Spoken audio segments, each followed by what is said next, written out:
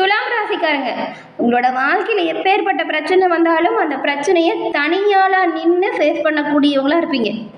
பிரச்சனையை கண்டு பெருசாக பயப்பட மாட்டீங்க. பிரச்சனை தான் உங்களை பார்த்து பயந்து ஓடும். தினமும் பார்க்குற ராசிகளில் இந்த துலாம் ராசி 7வது ராசியாக வருது.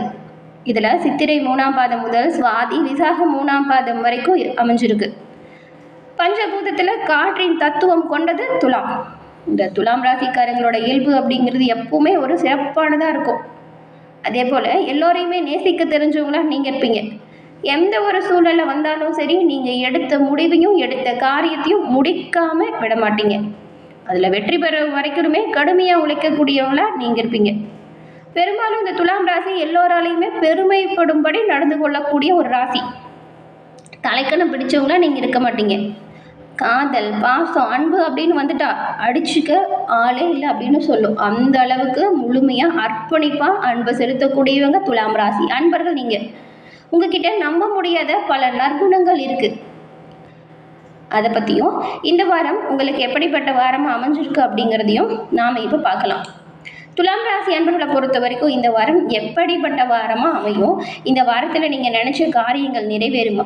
உங்களுக்கு பலமாக என்ன நடக்கும், பலவீனமாக என்ன நடக்கும், எந்த விஷயத்தில் நீங்கள் கவனமாக இருக்கணும்? இது குறித்து ஒரு முழுமையான தகவலை தான் உங்களுக்காக இப்போ இந்த பதிவில் நாங்கள் சொல்லியிருக்கோம்.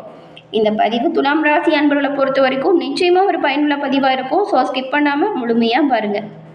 துலாம் ராசியில் இருக்கிற நீங்கள் சுக்கிரனை ராசி அதிபதியாக கொண்டதுனால அழகியலுக்கு முக்கியத்துவம் தரக்கூடியவங்களா இருப்பீங்க. ஏதாவது ஒரு கலைகளில் சிறந்து விளங்கக்கூடியவங்கள கண்டிப்பாக நீங்கள் இருப்பீங்க. இப்படிப்பட்ட நீங்கள் வெள்ளிக்கிழமையில் பெருமாள் வழிபாடு செய்கிறது மகாலட்சுமியின் கடாட்சத்தை அதிகரித்து கொடுக்கும். நீங்கள் உங்கள் வீட்டுக்கு பக்கத்தில் எந்த ஒரு பெருமாள் ஆலயம் இருந்தாலும் சரி, வெள்ளிக்கிழமை தோறும் தவறாமல் வழிபாடு செய்யுங்க. நன்மை கண்டிப்பாக கிடைக்கும். பெருமாள் வழிபாடு செய்யும் பொழுது துளசி மாலை கொடுத்து அர்ச்சனை செய்து வழிபடுங்க. கண்டிப்பாக எல்லா வகையிலுமே சிறப்பான உயர்வை நீங்கள் பெற முடியும்.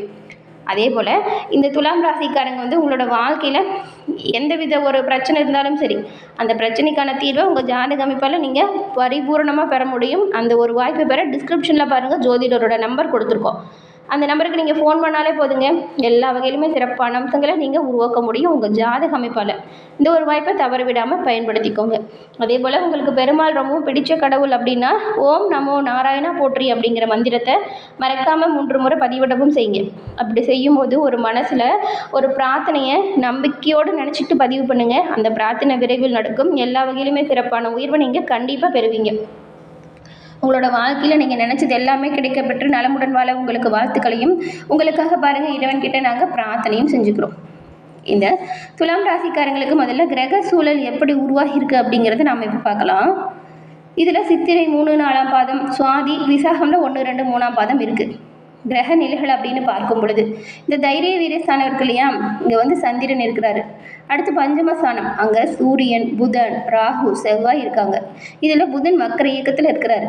ரணருண ரோகஸ்தானத்தில் தான் இந்த சுக்கிரனும் சனியும், பாக்கியஸ்தானத்தில் குரு பகவானும், லாபஸ்தானத்தில் கேதுவும் இருக்கக்கூடிய ஒரு சூழலில் இந்த வாரத்தோட கிரக சூழல் அமைஞ்சிருக்கு. இதை ஆராய்ச்சி பார்க்கும் பொழுது இந்த துலாம் ராசி அன்பர்களுக்கு இந்த வாரம் நன்மை நடக்கக்கூடிய ஒரு சிறப்பான உயர்வை தரக்கூடிய ஒரு வாரம் அப்படின்னு சொல்லலாம். ஏன்னா பாக்கியஸ்தானம் இதில் பாருங்கள், குரு பகவான் வக்ர நிவர்த்தி அடைகிறாரு.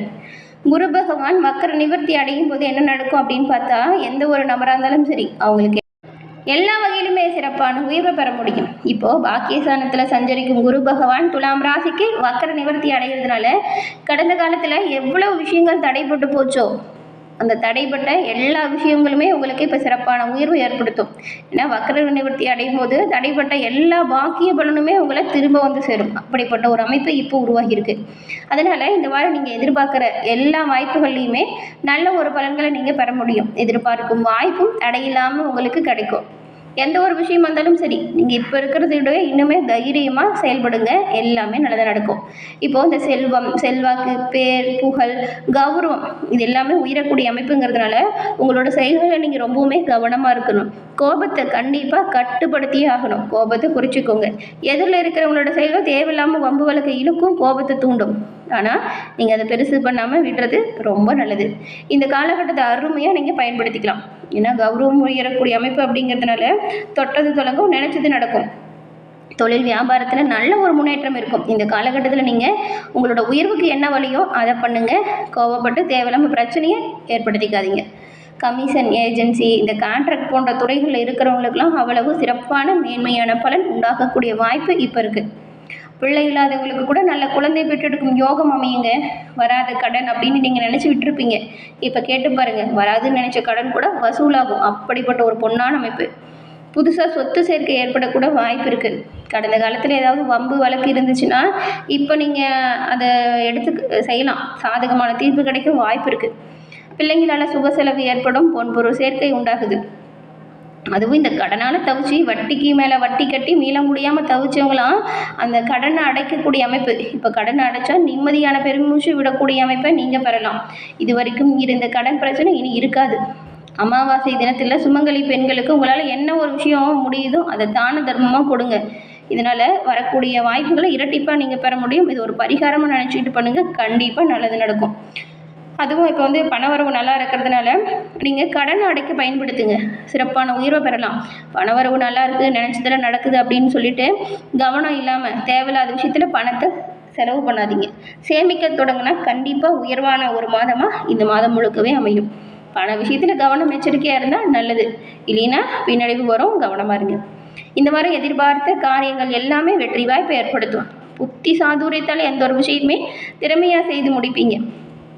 அனுபவபூர்வமான அறிவுத்திறன் கண்டிப்பாக உங்களுக்கு கை கொடுக்கும். பண வரத்து நல்லா இருக்குது. மற்றவங்க கிட்ட தேவையில்லாமல் வீணான வாக்குவாதங்களை மட்டும் செய்யாதுங்க, அதை தவிர்க்க பாருங்கள். உடல் ஆரோக்கியத்தை பொறுத்த வரைக்கும் நீங்கள் கவனமாக தான் இருக்கணும். உணவை சரியான நேரத்துக்கு எடுத்துக்கணும். தூங்குறதையுமே சரியான நேரத்துக்கு தூங்குறது நல்லது. திடீர் பயணம் செல்ல வேண்டியதாக இருக்கும். அப்போ உங்களோட பொருட்களை கவனமாக வச்சுக்கணும். தொழில் வியாபாரம் தொடர்பான சில முக்கிய முடிவுகள் நீங்கள் இப்போ எடுக்கக்கூடிய வாய்ப்பு உண்டாகும். பண வரத்து சீராக கிடைக்கும். உத்தியோகத்தில் இருக்கிறவங்களுக்கு பாருங்கள், சக ஊழியர்கள்கிட்ட பேசும் பொழுதும் பழகும் பொழுதும் கவனமாக பழகிறது நல்லது. அடுத்தவங்களோட உதவி உங்களுக்கு உதவியாக இருக்கும். புதிய பொறுப்பை நீங்கள் உங்களோட வேலையிடத்தில் இப்போ ஏற்றுக்கொள்ளக்கூடிய அமைப்பு இருக்குது. செயல்திறன் அதிகரிக்குது. குடும்பத்தில் திடீர்னு பிரச்சனை வர்றதுக்கு வாய்ப்பு இருக்கிறதுனால விட்டு கொடுத்து அனுசரித்து போகிறது நல்லது.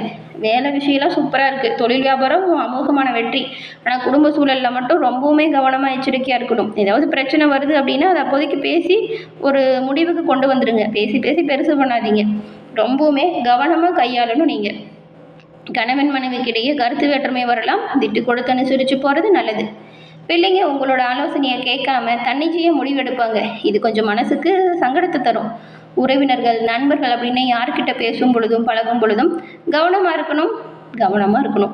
பெண்களுக்கு அனுபவபூர்வமான அறிவை கொண்டு எந்த ஒரு விஷயத்தையும் சாதனை செய்யக்கூடிய ஒரு அமைப்பு. வீணான வாக்குவாதங்களை மட்டும் தவிருங்க, நன்மையை நீங்கள் பெறலாம். மாணவர்கள் கல்வியில் முன்னேற்றம் அடைய தேவையான உதவிகள் எல்லாம் இப்போ தக்க சமயத்தில் கிடைக்கும். பொறுப்புகளுமே உங்களுக்கு இப்போ கொஞ்சம் அதிகரிச்சிருக்கும். கவனம் முன்னெச்சரிக்கை ரொம்ப ரொம்ப தேவைப்படுது. கோபத்தை விட்டுட்டு நிதானமாக செயல்பட்டால் நினச்சது நடக்கும், தொட்டது துளுங்கும். அவ்வளோ அருமையான வாய்ப்புகள் இப்போ உருவாகி இருக்கு. இந்த சித்திரை 3, 4ஆம் பாதம் கொண்டவங்களுக்கு இந்த வாரம் தொழில் வியாபாரத்தில் இருந்த தொய்வு நிலை நீங்கி நல்ல ஒரு விறுவிறுப்பாக உங்கள் தொழில் வியாபாரம் நடக்கும். வசூலாக வேண்டிய கடன் பாக்கி கூட வசூலாகும். தொழில் தொடர்பான பிரச்சனை உங்களை விட்டு தீரும். உத்தியோகத்தில் இருக்கிறவங்களுக்கு உங்கள் வேலை விஷயமான கஷ்டங்கள் இதெல்லாம் குறைஞ்சிடும். நீங்கள் இந்த காலகட்டத்தில் கவனமாக இருக்கணும். அக்கம் பக்கத்தில் இருக்கிறவங்களை நம்பி எந்த ஒரு விஷயத்தையும் செய்யாதீங்க. பண விஷயத்தில் எச்சரிக்கையாக இருங்க. யாருக்கும் ஜாமீன் கையெழுத்து போடுறதோ வாக்குறுதி கொடுக்கறதோ இதை மட்டும் பண்ணாதீங்க. இதை தவிர்க்க பாருங்கள். இது ரெண்டுமே பின்னடைவை ஏற்படுத்தக்கூடிய சூழலை தந்துடும். அதனால தான் சொல்கிறோம், பண விஷயத்தில் எச்சரிக்கையாக கவனமாக இருங்க. செலவு பண்ணும்போது கூட அத்தியாவசியத்துக்கு செலவு பண்ணுங்கள். ஆடம்பர செலவுகளை தவிர்க்க பாருங்கள். இது எதிர்காலத்துக்கு சேமிக்க தொடங்கக்கூடிய ஒரு காலகட்டம் அப்படிங்கிறதுனால சேமிங்க. இது எதிர்காலத்தில் நல்ல ஒரு உதவியாக உங்களுக்கு அமையும். சுவாதி நட்சத்திரக்காரங்களுக்கு இந்த வாரம் குடும்பத்தில் நல்ல ஒரு மதிப்பு, நல்ல ஒரு மரியாதை உங்களோட பேச்சுக்கு கிடைக்கும். உங்களோட வார்த்தைக்கு மதிப்பளிக்கக்கூடிய அமைப்பு அப்படின்னு கூட சொல்லலாம். கணவன் மனைவி 2 பேரும் மனம் விட்டு பேசி எந்த ஒரு முடிவும் எடுங்க. கண்டிப்பாக நீங்கள் எடுக்கக்கூடிய முடிவுகள் நல்லதாக இருக்கும். பிள்ளைங்களோட நலனடியும் கொஞ்சம் அக்கறை செலுத்தக்கூடிய அமைப்புங்கிறதுனால உங்களோட சொல்படி உங்கள் பிள்ளைங்க கேட்டு நடப்பாங்க. இது மனதுக்கு ஒரு ஆறுதலாக இருக்கும். அடுத்து பாருங்கள், இந்த விசாகம் நட்சத்திரம், அதுவும் விசாகம் 1, 2, 3ஆம் பாதம் இருக்கு இல்லையா, இந்த துலாம் ராசியில் இந்த வாரம் அடுத்தவங்களுக்கு நீங்கள் செய்யக்கூடிய நல்ல காரியங்கள் உங்களுக்கு எல்லா விதத்துலையுமே ஆதரவாக அமையும். மனமகிழும் சம்பவம் நடக்கலாம். உடல் ஆரோக்கியம் சிறப்பான உயர்வை ஏற்படுத்து. வீணான கவலை உங்களை விட்டு நீங்குது. தடைப்பட்ட காரியங்கள் தடை நீங்கி சாதகமாக இப்போ நடந்து முடியும். வழக்கு விவகாரங்கள்லையுமே சாதகமான போக்கு இப்போ உண்டாகுது. மேலும் இந்த வாரம் வரக்கூடிய நன்மைகள் அதிகரிக்கும், தீமைகள் விலகவும், மாரியம்மனை வணங்கி வருவதால் எதிர்ப்புகள் விலகும், காரிய வெற்றி உண்டாகும், மன மகிழ்ச்சி அதிகரிக்கும். எல்லா வகையிலுமே சிறப்பான உயர்வை நீங்கள் பெற முடியும். என்ன நேயர்களே, இந்த பதிவு நீங்கள் பயன்பெறக்கூடிய வகையில் அமைஞ்சிருக்கும்னு நினைக்கிறோம். பதிவு பிடிச்சிருந்தால் லைக் பண்ணுங்கள். உங்கள் நண்பர்கள், குடும்ப உறுப்பினர்கள், துலாம் ராசியாக இருந்தால் அவங்களுக்கும் இந்த பதிவை ஷேர் பண்ணுங்கள். மறக்காமல் நீங்கள் சப்ஸ்கிரைப் பண்ணி வச்சு பாருங்கள். தொடர்ந்து பார்த்தமைக்கு நன்றி நேயர்களே.